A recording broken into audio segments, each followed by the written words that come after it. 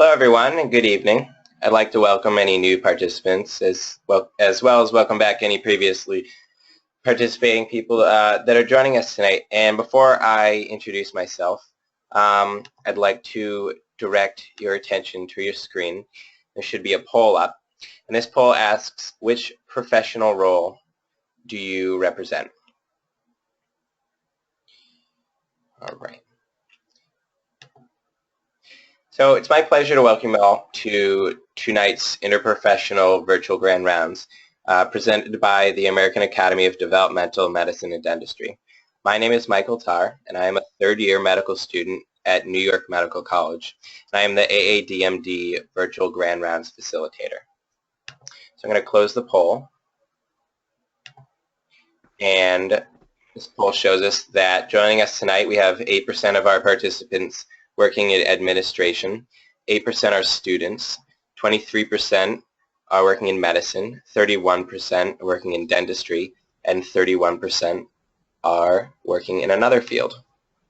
So now I'm just going to bring up the next poll, and if you could please answer while I continue to read.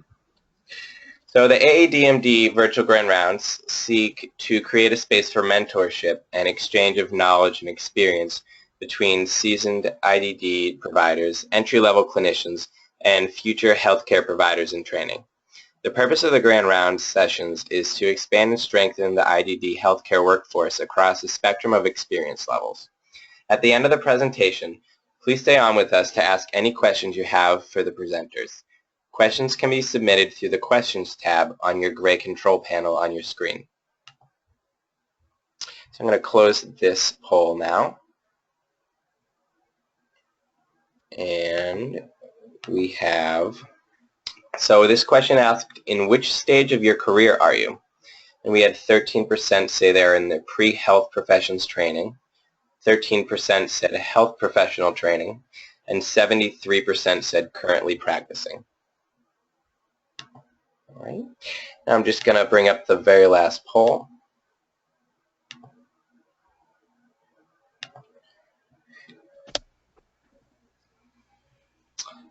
So at the end of the session, we'll be sending you a link to a quick survey we've made, and it shouldn't take more than 5 minutes, but it is very important to us that you do fill it out. The feedback we receive through this survey allows us to improve the virtual Grand Rounds experience and also to hear what future presentations you'd like to have us organize. After you answer the poll, if you look in the chat box, I've also already copied the link into the box. So let's see what we have.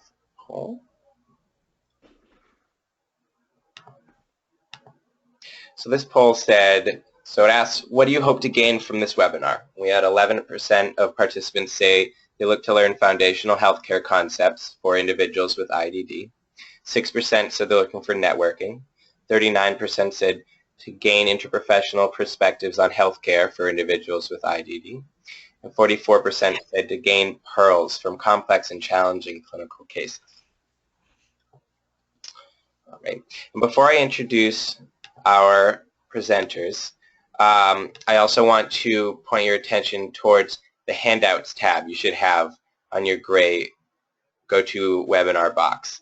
If you click on that, you can download tonight's presentation and either follow along with us or review it later. So our presenters tonight are Dr. Evan Spivack and Dr. Jane Ziegler. So Dr. Evan Spivack is currently a professor and director of the Special Care Treatment Center at the Rutgers School of Dental Medicine. He's devoted his career to both direct patient care and to the education of future dentists in the provision of dental care to persons with special needs. Dr. Spivack is also the AADMD Vice President of Education currently. Dr. Jane Ziegler has dedicated over 30 years of her life to neonatal, pediatric, and adolescent nutrition. In these fields, she has focused primarily on pediatric pulmonary and gastrointestinal disease in children with IDD. She provides clinical support in the Rutgers School of Dental Medicine in several specialty clinics, including the Special Needs Clinic.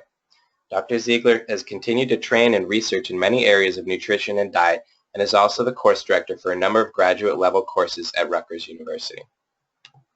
And with that, I will turn the floor over to our presenters. And Evan, if you just want to put it click on the presentation mode. Sure. Perfect. Got it. There you go. Okay. Good evening, everybody. Thank you very, very much for joining us this evening. I want to thank Michael very much for hosting us and for getting us going here for sure. I also want to thank Dr. Ziegler for coming along with me on this presentation. The two of us work together at Rutgers, and we've been doing quite a bit interprofessionally in terms of working with the IDD population, and that's really where the idea for this webinar really sprang up from. And we thought that it would be a really good idea to present a case that is familiar to both of us. This is a patient that did present to our center. And to be able to give you the perspectives of how we were able to manage this patient from an interprofessional manner. This is really the goal of the AADMD, the way I see it. And it's something that, in terms of how we approach our patients, this is, to my mind, is absolutely the best way of being able to care for our patients. So I saw that many of you are looking for pearls of how to handle challenging cases, and we hope that we can provide some of those for you this evening. And also, I saw that many of you were interested in looking at the interprofessional approach, and so similarly, I hope that that's something that we can really emphasize tonight in this as well. So just to go ahead and get started, I'd like you to meet Mary Ellen. Mary Ellen is a patient that we saw again at our center. And she comes in, she's a 37-year-old young lady, and she comes in with her mom. Her mother is 72 years old, and while she's very much with it, while she's very much able to answer questions, able to really interact well, she's certainly a very strong woman in a lot of senses. She's also somewhat frail, and you can definitely see that to a certain extent she's having some struggles of her own. But she comes in, and her chief complaint is that my daughter needs to have her teeth looked at. They're in terrible shape. She hasn't been to the dentist in a long time. And it should be noted the mom is the legal guardian. She's the sole caregiver for Mary Ellen as well, and she makes that clear as we go through our initial conversation. So why is Mary Ellen here? Well, Mary Ellen hasn't been to the dentist, like Mom had said, for quite a number of years. Her last visit, in fact, had been over 10 years ago to a dentist.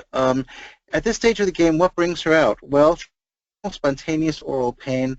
It comes whenever, when she's eating, when she's drinking, when she's sleeping, she wakes up sometimes in pain. When she's just out and about, she's having some pain every now and again as well. She's managing that with over-the-counter meds, with Tylenol, with ibuprofen, or at some point in time, every now and then, she's just letting it go until the pain passes by itself. If you talk a little bit about the oral hygiene situation, then what Mom is saying is that when Mary Ellen brushes her teeth, the gums are bleeding, the gingiva is very, very swollen, and that's very, very evident when you see Mary Ellen smile. When she's brushing, there's significant bleeding, and she's avoiding brushing at that point in time, despite the fact that Mom is encouraging her to brush on a regular basis. Also, what Mom points out, and Mary Ellen pretty much concurs with this when you start talking about her diet, is that she's been avoiding hard foods, and in large part that's because of the pain that she's been having in her mouth. So going on to discuss the medical history with Mary Ellen and with her mother, it's very clear that she has a mild to moderate cognitive impairment, and Mom mentions that she's been out of a school-type situation for a good number of years now. Mary Ellen is somewhat independent, which is great. She's able to interact with other people, but again, that interaction is somewhat limited socially. She has type 2 diabetes, and it's not really well controlled. She does take metformin. She hasn't really been to her physician as often as she should be as well. Metformin prescription is being refilled on a fairly regular basis. Every now and again she's going to the physician, but really it isn't on as nearly regular enough of a basis as we would hope it to be. Her hypertension is poorly controlled as well. She's been prescribed medications. Mom doesn't remember the name of the medication she was prescribed because, quite frankly, Mary Ellen hasn't been taking them for quite some time. Mary Ellen does have exertional asthma, and that's a concern to Mom. Mom makes sure that she does have her albuterol inhaler available. She does not have it with her today, as a matter of fact, but more often than not, at least it's available around the house fairly easily. She uses it on an as-needed basis, but she's not using it regularly. Clearly, obesity is a concern. Mom mentions that the last time blood work was done, her cholesterol level was up as well. And on questioning, Mom points out that Mary Ellen has GERD. She has gastroesophageal reflux disease as well. Looking at the situation socially, Mary Ellen lives at home with Mom. She's the only child. And there really isn't any other family in the area, and this is something that we're going to come back to a little bit later as well. The closest family members reside in South Carolina, and here the family is up in the New Jersey area. There's no smoking, there's no drinking, there's no drug use. Mary Ellen spends her time mostly at home. She does attend a day program as well. And other than that, she really spends most of her time with Mom. She'll go to church with Mom. She'll go shopping with Mom as well. But for the most part, it's right in and around Mom when she's not in the day program. Her perspective, it's really something that, based on everything else we've heard so far, it's not something unexpected. Our diets are high in refined carbohydrates. It's a high sugar, high fat, high sodium diet. A lot of fast foods, a lot of foods that, quite frankly, we look at Mary Ellen's medical history and we say we're pretty sure she should be trying to avoid, but this really is what most of her diet is. We're not seeing much in the way of fruits, vegetables. Her proteins are fairly limited to, again, the very, very soft meats, more so than anything a bit firmer. There's definitely excessive calorie intake. We discussed a little bit about how much Mary Ellen eats, and she tends to eat a good amount. She drinks sodas pretty much throughout the course of the day, and again, that's going to be a problem on several levels. And from an allergy perspective, there are no known allergies either to foods or to medications. Looking at her mouth, once we've gotten everything else out of the way, we can very easily see multiple missing teeth. Looking at just her smile alone, we can see that the teeth are extensively decayed. Once we extend further back into the mouth, we can see that the decay extends fairly generalized throughout the mouth. So basically, her mouth really is falling apart, and it's a picture that when you look at it, it certainly looks painful enough without even having to ask her. Even before we get to the point we take x-rays, it's very clear that none of her teeth are truly salvageable, and our plan is going to have to be to extract all of the remaining teeth and then to go ahead and fabricate complete dentures for her. At this point, I'm going to ask Dr. Ziegler to step in and to discuss a little bit about some of her medical, oral health, and nutrition connections and how that relates to what's been going on with her mouth, and we'll kind of back and forth this discussion a little bit. Great. Thank you, Dr. Spivack. It's wonderful to be here tonight. And so I'm going to address some of her other conditions, some of her other medical conditions, and how it impacts some of her oral diseases, some of her, and then, of course, her glycemic control in the case of type 2 diabetes. And with type 2 diabetes, there's a variety of oral complications that we typically see with someone with diabetes. And that is they are much more likely to develop periodontal disease, root caries. They may, we oftentimes see fungal infections of the mouth. They experience xerostomia or dry mouth. And they have a variety of they may have a variety of neuropathic conditions such as burning mouth and reduced salivary flow, as well as poor wound healing. And if their diabetes is not well controlled, the incidence of periodontal disease and dental caries tends to be much higher, as well as fungal disease. With uncontrolled diabetes, with high blood sugar levels, this also results in a higher amount of glucose in the saliva, which then contributes to dental decay and periodontal disease. If they experience dry mouth due to medications or due to the diabetes, this also can contribute to decay. So someone with type 2 diabetes, very careful control of their blood glucose levels will help to impact their oral conditions or their oral health. So the better controlled they are, the better their oral health will be. So in addition, with Mary Ellen, because she has pain upon chewing and has really limited her diet, the pain really impacts her ability to chew and to consume a diet that's appropriate for glycemic control. So she tends to consume some sugar-sweetened beverages and limits her diet to very soft foods, and her diet has not been well controlled. Next.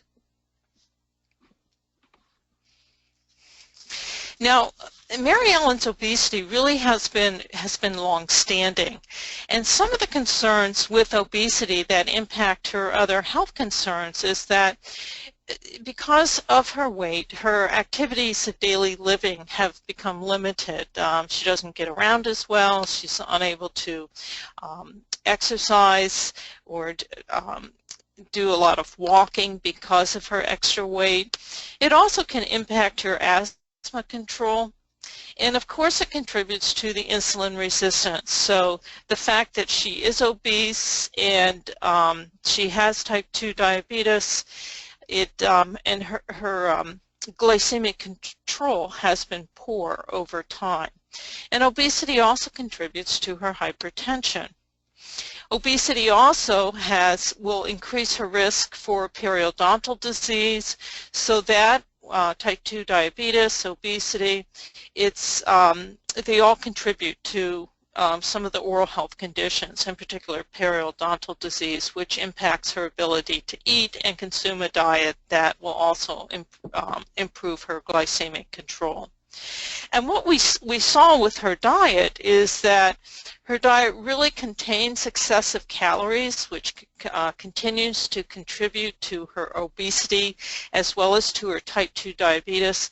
And her diet, the excessive calories, are especially in forms of sugars and of fats, which again contribute to poor glycemic control, and it also contributes to her hypocholesterolemia.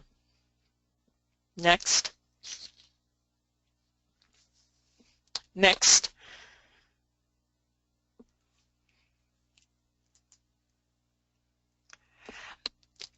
Evan, can you move the next slide? Thank you. It moved on to, are you on? Are you on it?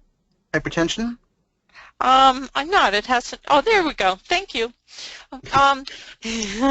So I actually just wanted to make one comment about the diabetes, specifically about diabetes and periodontal disease. And this is something that I'm sure most people are aware of, but it's critical to really remember how much of a two-way street diabetes, in terms of its glycemic control, is with periodontal disease. How good glycemic control is going to affect periodontal disease, and how periodontal disease, if it's poorly controlled, is going to affect the diabetes as well.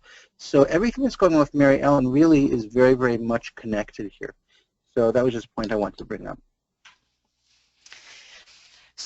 So Mary Ellen also has hypertension, and her diet, when we looked at it, is very high in sodium, consumed a fair amount of fast foods, convenience foods, and because of her difficulty with chewing, it was limited in fruits and vegetables, as well as it was limited in a variety of low-fat dairy foods, nuts, beans, seeds, because she couldn't chew some of these or they weren't readily available. And we do know that a diet that is low in sodium, high in fiber, especially high in fruits and vegetables and whole grains, can help people in terms of controlling their hypertension. So along with the type 2 diabetes, the obesity, and periodontal disease, we also see that there is a connection between poor oral health and with hypertension. So they all are interrelated. So by controlling her diet in terms of sodium, excessive sugars, controlling her type 2 diabetes, and helping her to lose weight, hopefully we can improve her oral health conditions. And we've also noted that she has poor compliance with medications for the hypertension. So this is something that we need to address with her mother as well with her physician. Next slide.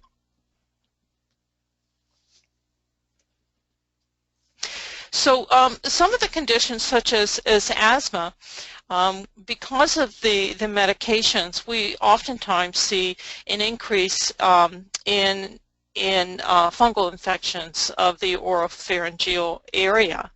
It also can result in dry mouth, some of the medications, or sometimes many people with asthma have dry mouth because they tend to be mouth breathers. So because of the dry mouth and the loss of the productive saliva, they also have an increased risk of dental caries and periodontal disease. And asthma is also impacted by obesity. Overweight and obesity, we see an increase in asthma risk.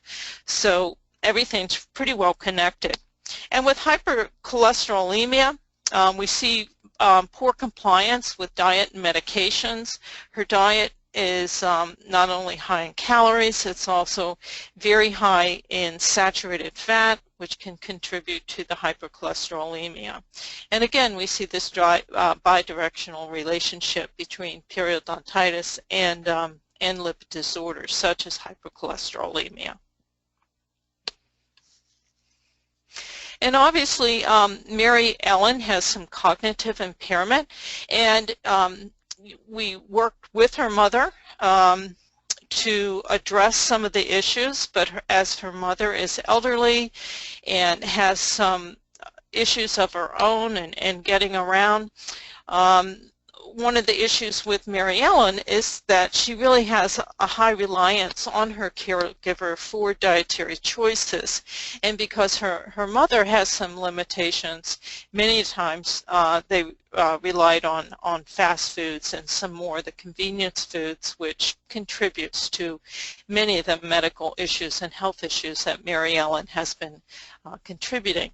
And also, because of the cognitive impairment, there is, and there's this reliance on her mother for care, there is this decreased oral hygiene compliance. So her ability to provide for herself oral care and making sure that her oral hygiene after eating her meals and her snack is less than desirable.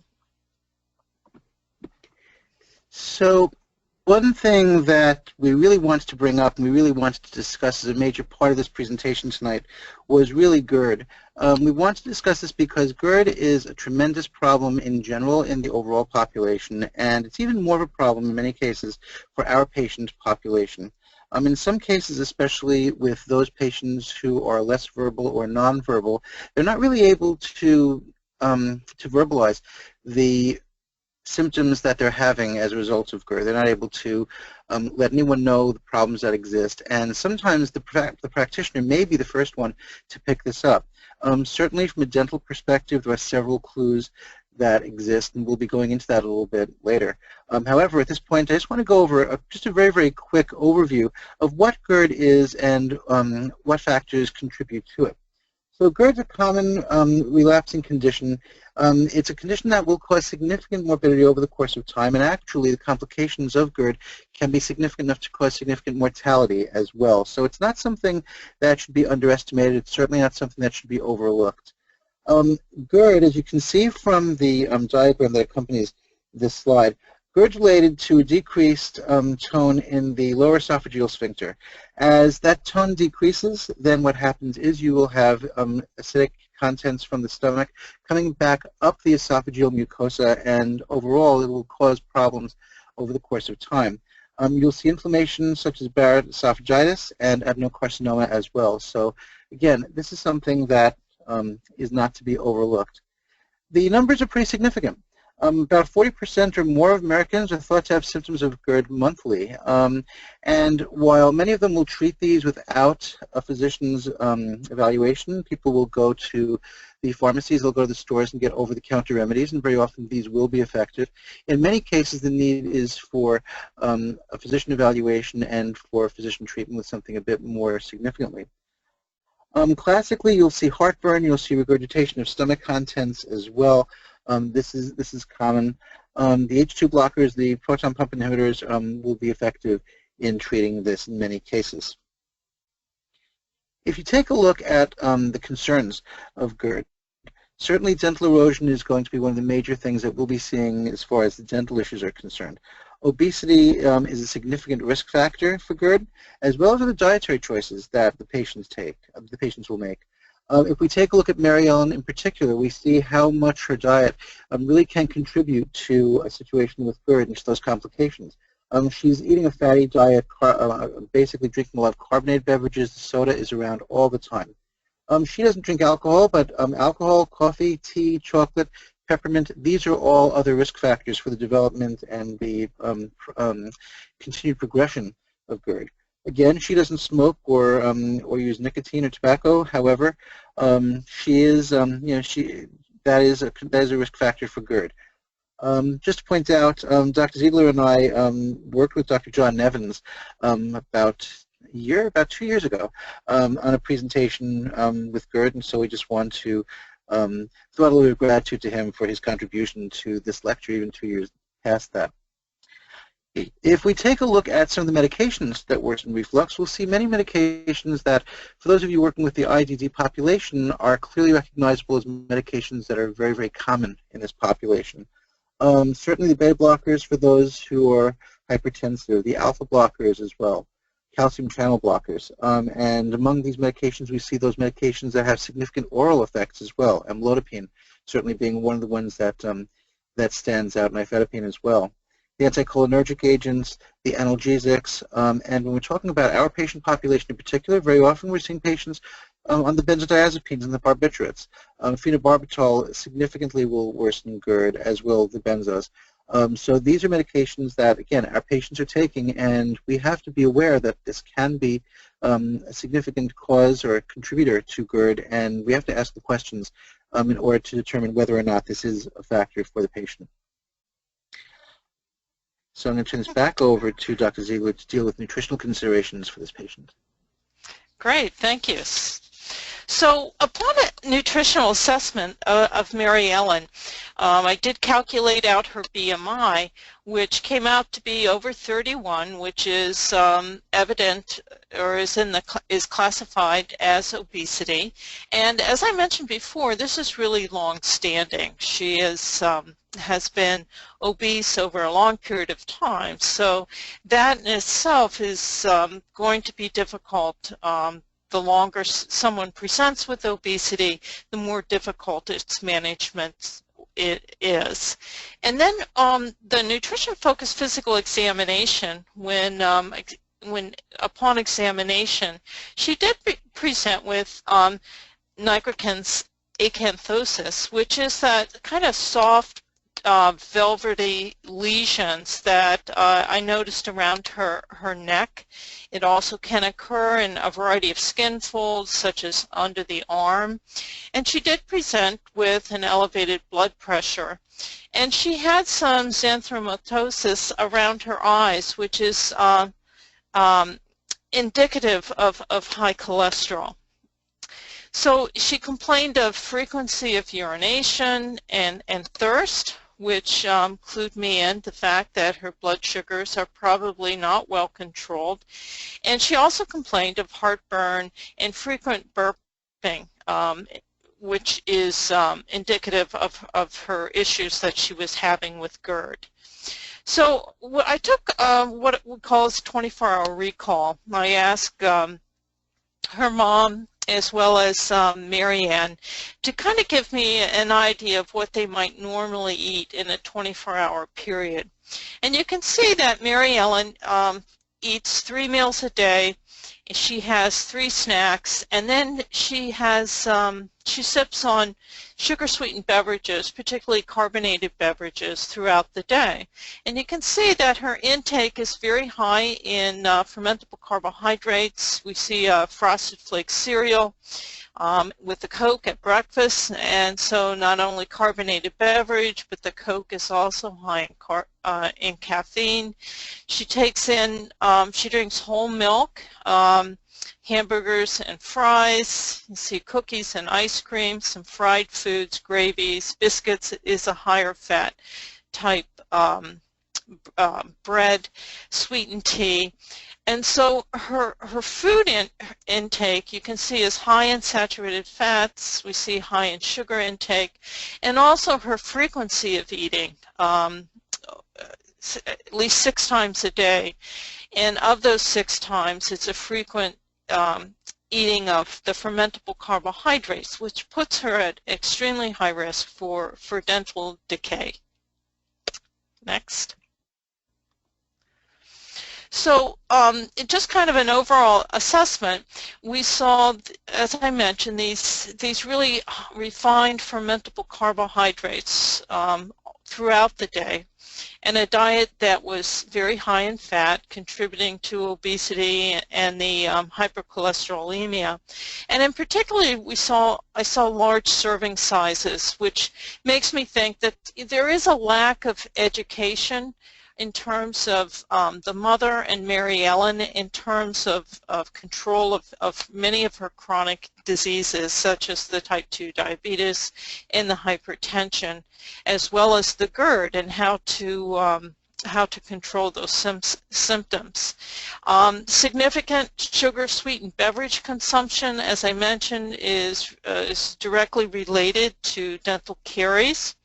And then we see this limited intake of vegetables, fruits, lean meats, and whole grains, which the mother and Mary Ellen, just because she has the pain in her mouth, and these foods were not always readily available, they tended to use more of the convenience items, that her diet was really limited in terms of the healthier foods.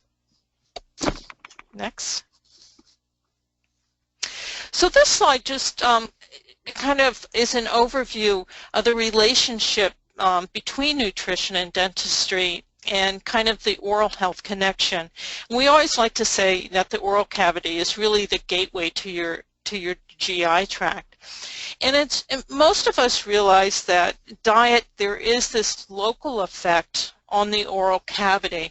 We have this understanding that many of the sugars or the fermentable carbohydrates have a direct effect on our teeth, such as if we're eating a lot of fermentable carbohydrates and not doing proper oral care, our risk for dental caries increases. But nutrition also has there's the systemic effect of the nutrients on the oral structures. So if we're not consuming a diet with adequate vitamins and minerals, or if we're consuming a diet that is, if we have a chronic disease such as type 2 diabetes and we're not keeping our blood sugar well controlled, this will have an effect not only on our teeth but the supporting structures and the resulting periodontal disease. So diet has a local effect as well as a systemic effect. Some other diet-related factor in terms of oral health is to take into consideration is the frequency of eating. So 3 meals a day versus 6 meals a day. If you're consuming small, frequent meals, this results in kind of long-lasting exposures of fermentable carbohydrates, and what can happen is the more exposures you have, the higher risk of dental decay. So the other consideration in terms of diet is how you sequence particularly fermentable carbohydrates like sugars and starches. So if you have a meal that has fermentable carbohydrates, for example, the Frosted Flakes cereal and the milk at breakfast, the milk does help to reduce that kind of exposure risk from a cereal in the morning. But some important considerations is that if they're eating a meal that's a high in fermentable carbohydrate, if they end the meal or snack with a type of food that we consider karyostatic, such as cheese or nuts, that can help reduce that exposure to the fermentable carbohydrates. So usually what we would suggest at someone that has a high risk of dental decay is to decrease the number of exposures, maybe having 3 meals a day versus 6 meals a day, and to make sure that when they end their meal that if they're that they try to either do some oral hygiene, or maybe they have something that's a karyostatic food, such as cheese, at the end of their meal to reduce the risk of dental decay. Next. So some nutritional interventions that we did with Mary Ellen and her mother is that the one thing she really needed some social services, and to get some people in the home to kind of evaluate what's going on, refer to home care so we can get a nurse in the home, and really start providing a diet that's going to be controlled in carbohydrate, reduced in sodium, heart-healthy fats, and refer them to, through social services, some Meals on Wheels services so that they can be provided with meals that are more appropriate for her health conditions. The nurse would be obtaining some weekly weights, making sure that her weekly medication schedule is planned out so the medications are there for her to take and there's no doubt as far as which medications she needed to have. And then going to some diabetes education classes with her mother so that she learns blood glucose monitoring and the importance of making sure that her blood glucose is well controlled so that her oral health also improves. And so we provided some educations on some alternative snacks, some more tooth-friendly meals and snacks, and importantly to reduce some of the caffeine-containing beverages because of her issue with GERD, and reducing portion sizes, which will also help to improve the side effects of GERD, and also hopefully reduce, help her to lose a little weight and keep her type 2 diabetes in control. So we switched over, and instead of the 6 meals a day, we recommended 3 meals a day and a little snack at night. And you can see that we switched the type of milk that she was having so that her diet was lower in fat, particularly in saturated fat, but the milk would provide her with some essential nutrients and also a good source of protein. And switching over to whole grain cereal instead of a sugar-sweetened cereal, and reducing the amount that she was taking, and trying to increase the amount of fruit in her diet. So, and at lunch, which she was going to, we got her established going into daycare, instead of the fried chicken, switching over to baked chicken, smaller portions in terms of the starch, and introducing some soft-cooked vegetables and additional unsweetened fruits. And you can see their dinner is still very soft, but the portion sizes are much more in line with what she requires. She's still getting some added some vegetables and fruit, and gave her a little snack at night that's something sweet, but is still providing her with some healthy nutrients. And of course, we emphasize some oral hygiene care between each meal and before she went to bed. As far as monitoring, as mentioned, the weekly weights are important to see if she's making some progress in her weight loss, and also looking at blood glucose monitoring from the home care aspect to see how well the diet is working to control her blood sugar as well as her more attention being paid to her medications. In addition, weekly blood pressure at the same time that the home care was getting weekly weights. And then we wanted to check her lipid profile and an A1C after about 3 months to see if we saw some improvement. And then the home care nurses can be very helpful in obtaining some additional food recalls so we can see, you know, what types of improvements or changes have been made to the diet. So the next thing that we start to look at this stage of the game were the dental considerations for Mary Ellen. And one thing that I want to point out here is that obviously in Mary Ellen's case, she's coming to the dental picture very, very late in the game. As we pointed out, the teeth were in very bad condition. There was no potential for us to possibly save those teeth either from a periodontal perspective or from a caries-related perspective. So we were looking at extracting all of her teeth and replacing those teeth with dentures. However, I think it's important just to go through a little bit of a discussion about how we manage, how we deal with patients who do have GERD, just to emphasize the importance of making sure that if you do happen to have a patient with GERD, you make sure that patient is effectively triaged to the right professionals, and to make sure certainly that, you know, dental evaluation and treatment is part of this at this stage of the game. If we take a look at this slide, you'll see 3 examples of patients who've had GERD and what the effect is on the teeth, and really are very, very pathognomonic types of dental lesions as a result of GERD. The picture in the middle shows the lingual aspects of the upper teeth, and you can see how hollowed out they are, how smooth they are as a result of the acid erosion of those teeth.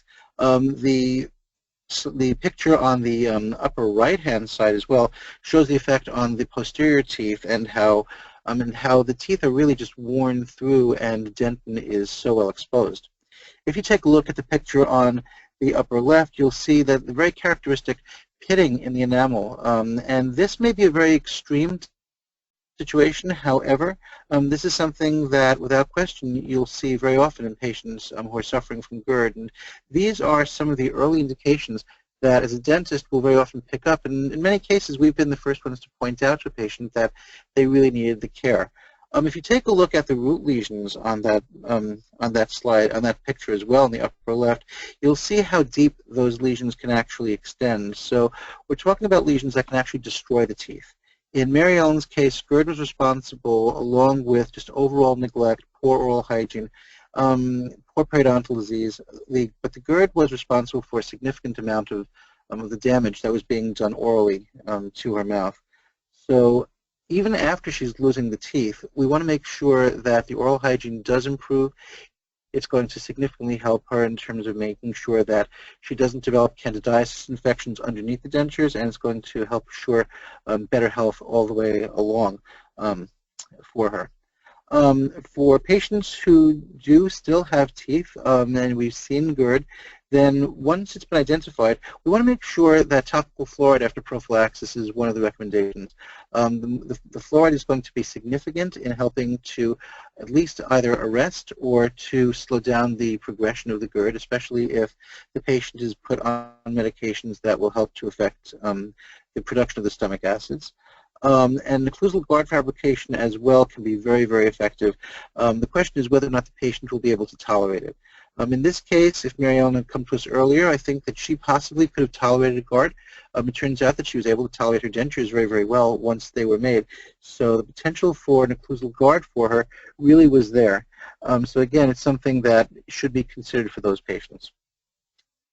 When we're thinking about restorative care for patients who do have those dental carious lesions, the dental abrasion lesions that are a result of acid erosion, the glass ionomer materials are extraordinarily versatile. Those are materials that are at this stage of the game very aesthetic. They're strong materials. They're not as strong as composite from a dental materials perspective. However, they will stand up very, very well over the course of time. And certainly in a situation with a patient who does have GERD, having the additional fluoride as a pump that's being, where the fluoride is being extruded out and then being gathered in from the mouth and being pumped back out again, it's extraordinarily helpful. It makes a tremendous difference for patients in terms of their ability to maintain teeth for many years past where one might expect, even in some cases where the acid erosion is very, very significant. Full coverage crowns are certainly a possibility as well for those patients with GERD. However, one thing we have to consider is whether or not that's going to be the proper course of treatment if the patient, in addition to GERD, does have significant xerostomia or significant oral hygiene issues. If we can't get that under control, then perhaps we're accelerating the loss of the teeth by creating marginal situations under crowns that are more difficult to clean for the patient. So it becomes very individual, but these are considerations that we want to possibly think about when we're thinking about how we're going to effectively treat and plan some of the dental issues. What should be said, however, is that as far as Mary Ellen was concerned, we were able to extract all of the teeth for her. She was able to tolerate the procedures extremely well. She healed up very well. A good part of that, to my mind, was the fact that she was under better nutritional care at this stage of the game. What happened with Mary Ellen that was very, very significant, and it was a point that Dr. Ziegler made just a little bit earlier on, was that we got social services involved with Mary Ellen and with her mom fairly early in the game. I had the conversation with Mary Ellen's mom about what was going on at home, and it was very clear at the even when she came in for the initial visit, Mom was starting to ask Mary Ellen about what medications she was taking. She was relying and leaning a lot on Mary Ellen for a lot of the medical history, perhaps in cases where maybe Mom should have been a little bit more up to date on some of that herself.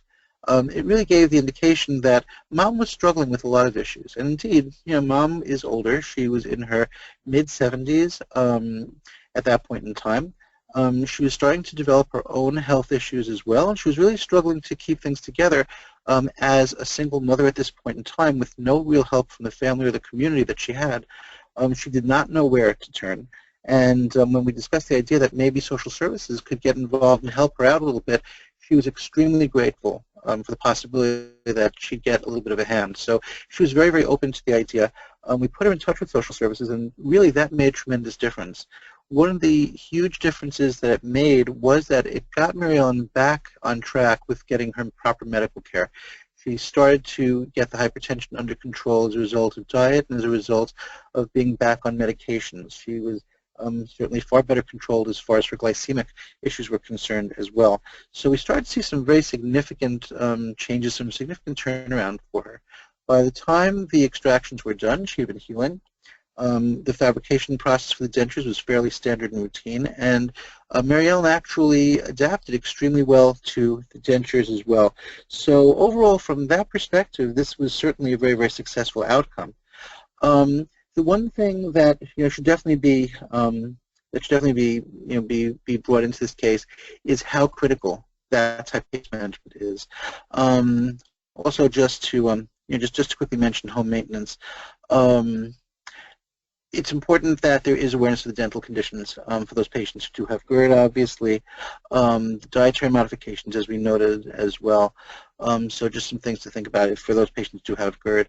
But as we look to the future for Mary Ellen, and I'll encourage Dr. Ziegler to jump in as well, with comments too. But there were definitely a number of issues that we had to consider here. The dental issues were what brought Mary Ellen into our care. And very often dental issues are really the gateway into medical care for many patients, if not for functional reasons, then certainly for reasons of pain. And Mary Ellen was starting to experience pain in the mouth when she came in, and that's really what drove her to get medical care. So once she's at the dentist, once we're taking a look at her, we're better able to make a determination that her main problems while presenting with dental care really are far deeper than that. The nutritional problems were very, very significant, and they were contributing to her medical conditions in a very, very big way. And if we didn't have case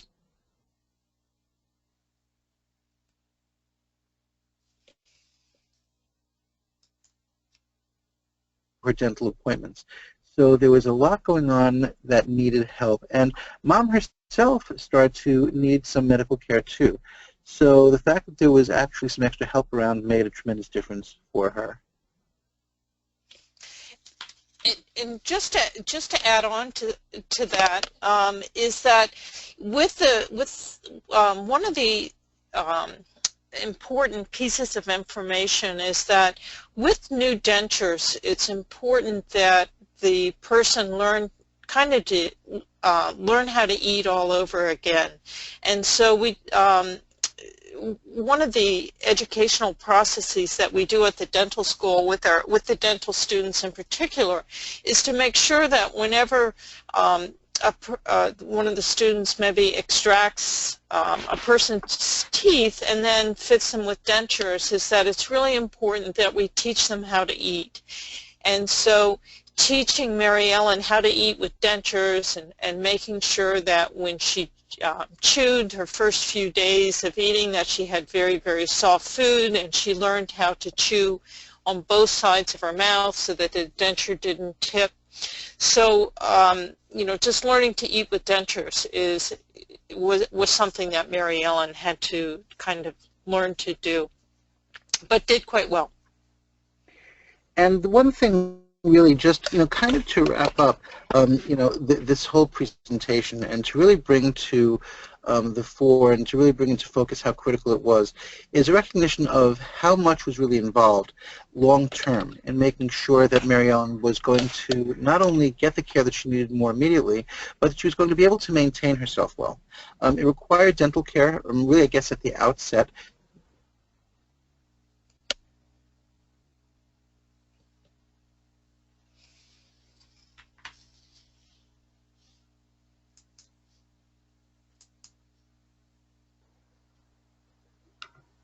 Evan, I think we lost. Sorry, blood work. Sure. Hello? Hi, we just lost you Hello? for a few seconds. Oh, okay. You want to? Okay, got me back. The last okay. 5 seconds. Okay, sorry about that. So basically what I was pointing out was just the, you know, the critical nature of understanding the need to make sure that the physician is on board and being able to get Mary Ellen to the physician. So you need the physician, the dentist, nutritionist. You needed to have social services involved in a very big way. The fact that you were able to get nursing care to come into the house and to be able to really keep a closer eye, not only on Mary Ellen, but on the mom as well, was really important. Over the course of time, there became a greater need for direct care support as well for Mary Ellen, because again, mom was to the point where she was no longer able to take care of a lot of the major issues that were coming up just day to day for her. The fact that there was really no family around was a critical issue. There was really no support that mom had that was local. So the need for those supports to come to her was really critical to this case. Mary Ellen had a very good outcome, and a lot of that really was due to the fact that we were able to approach this from an interprofessional in an interprofessional manner. If we were not able to do this, and if we're not able to really recognize how important this was, then I think that a case like this would have really developed very, very differently. There's a very good chance that Mary Ellen might have actually dropped out of even her initial dental care well before we were able to even accomplish the goal of removing the teeth that were no good and giving her the dentures. So this really highlights exactly how important it is to make sure that all the team players are in place, and especially with this population where very often they're unable to advocate for themselves, and even in some cases the caregivers are unable to advocate for them. So Jane, did you have anything you wanted to close with? No, I think that it was an excellent case of interprofessional care and how everyone worked together to provide best outcomes for Mary Ellen and her mother. Really at the end is how important it is for all of us to really have that network of other professionals in other fields that we can reach out to ourselves.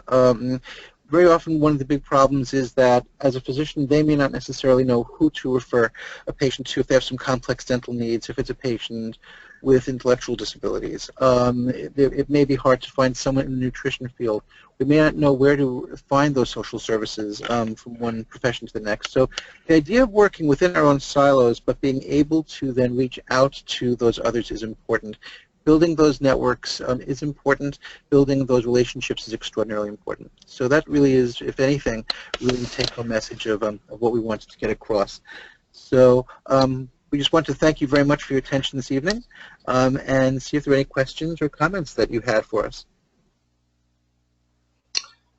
So we do have one question right now, and it asks, what did the training entail related to teaching her to eat with her new dentures? Sure.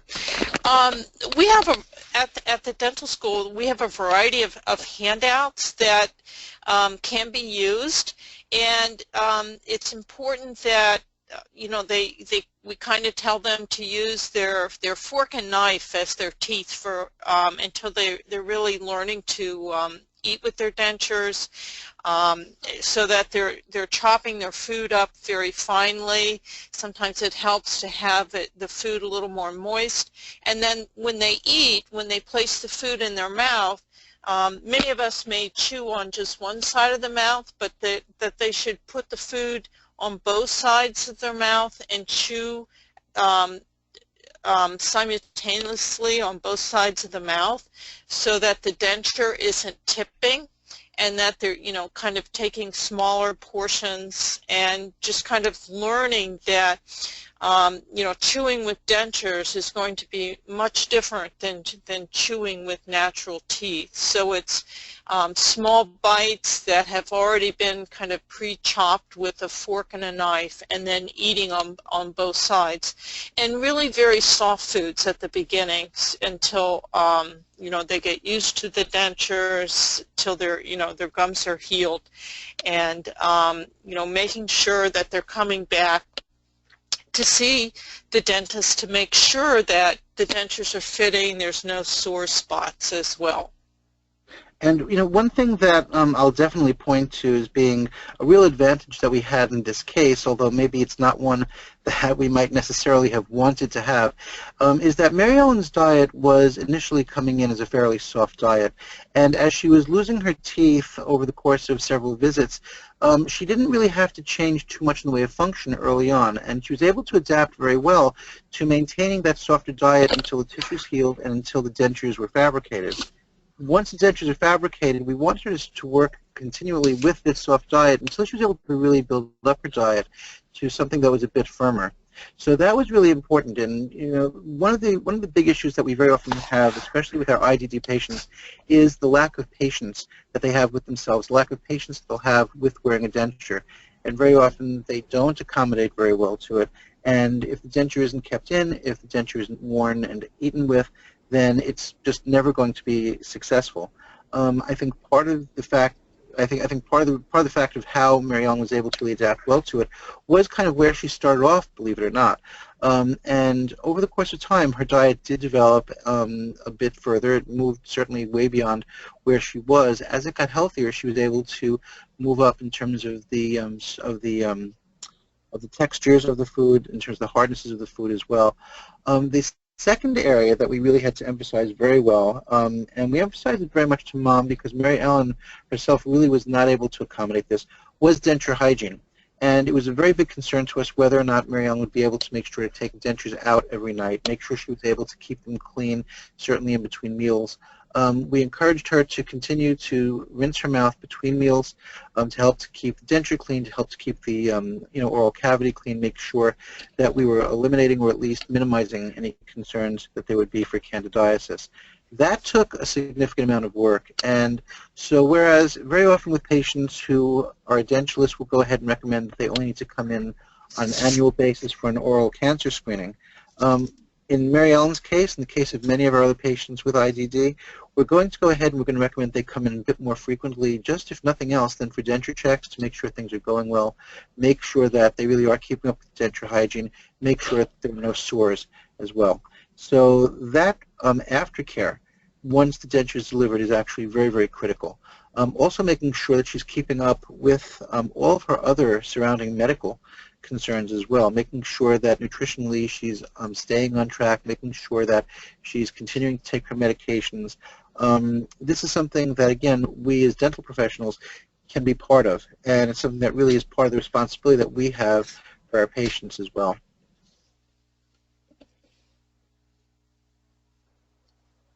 Great, awesome, thank you. Just give it another second. If anyone else who's listening has any additional questions or isn't sure of how to write questions in, you just find the question box in the gray tab and write in anything you'd like. Here's another one. Although Mary Ellen was able to eat orally, what effects have you seen with enteral feeding on oral hygiene? That's a great question. Typically, we see someone who's being tube fed.